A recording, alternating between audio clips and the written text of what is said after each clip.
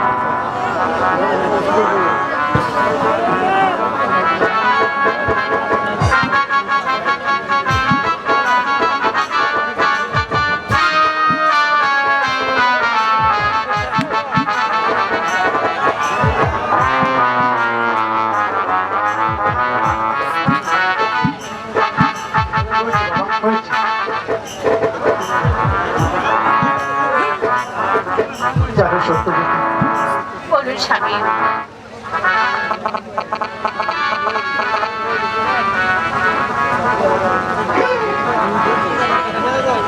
এত দুঃখ কষ্টের মধ্যে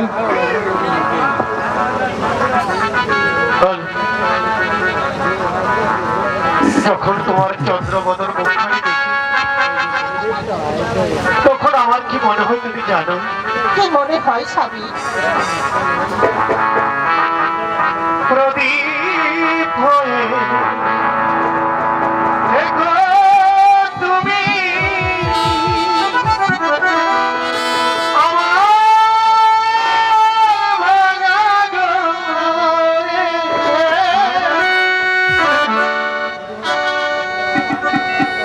তুমি আমি ভালোবেসে তুমি মতো তুমি মনে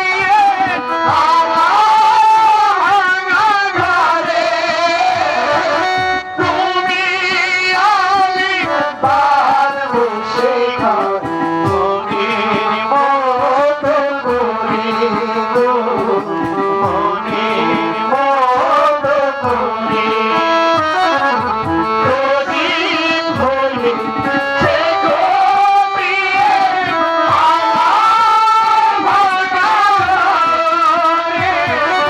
তুমি আমি পারবো সেখান মনের মতো করে গো, মনের মতো করে প্রদীপ হয়ে দেখো প্রিয়।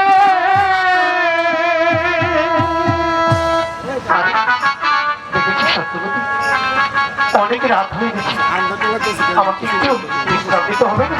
হ্যাঁ স্বামী, তুমি একটা কাজ করো, আমাকে ভোরবেলা ডেকে দেবে কেন তো? আমার তো বাগানে যেতে হবে, কাঠ কাটতে হবে, দোকানে বিক্রি করতে হবে। ঠিক আছে স্বামী, আমি আপনাকে ভোরবেলা ডেকে দেবো। চলো আমরা শুয়ে পড়ি।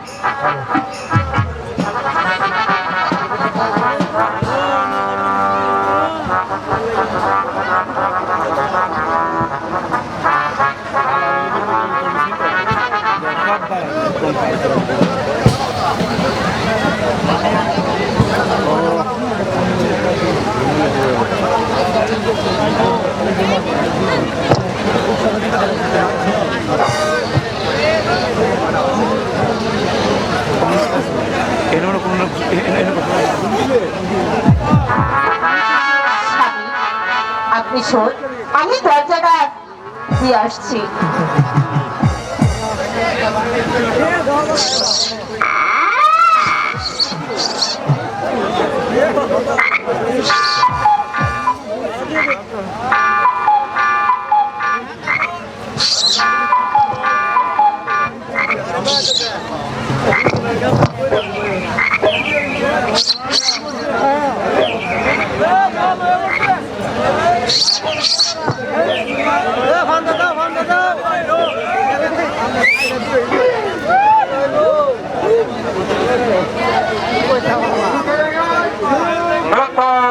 আজ্ঞে মহারাজ, সত্যবানকে আজ্ঞে মহারাজ, এই তো প্রায় এসে পড়েছি মহারাজ। সত্যবান বাড়ি আছে? হ্যাঁ সত্যবান, আরে হ্যাঁ বেটা। আজ্ঞে মহারাজ। আস্তে করে রাখো। এই বেটা সত্যবান, সত্যবান, ও বাবাজি, ও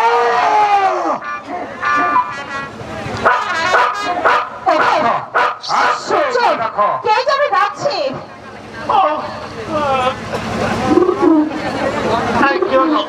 ভুল হয়ে গেল নাকি? কে যেন ডাকছে, আপনি গিয়ে একটু দেখে আসুন। ওরে বাবা, এত রাত্রে আবার ডাকছে রে। হায় ভগবান।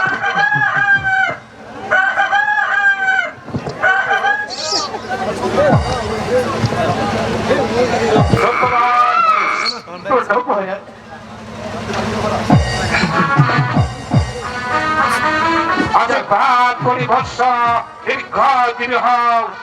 মহারাজ, আমি কি জানতে পারি এত রাত্রে এই গরিবের বাড়িতে একটি মনে করে মহারাজ?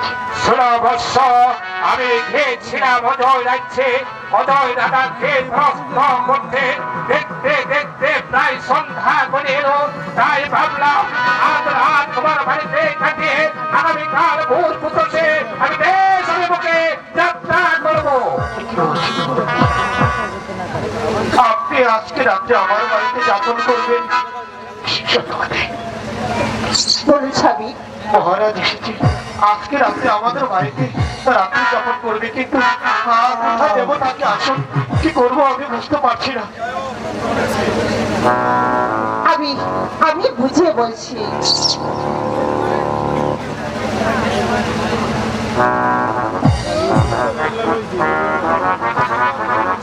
আশীর্বাদ করি বৎস, দীর্ঘজীবী হও। ও কি মহারাজ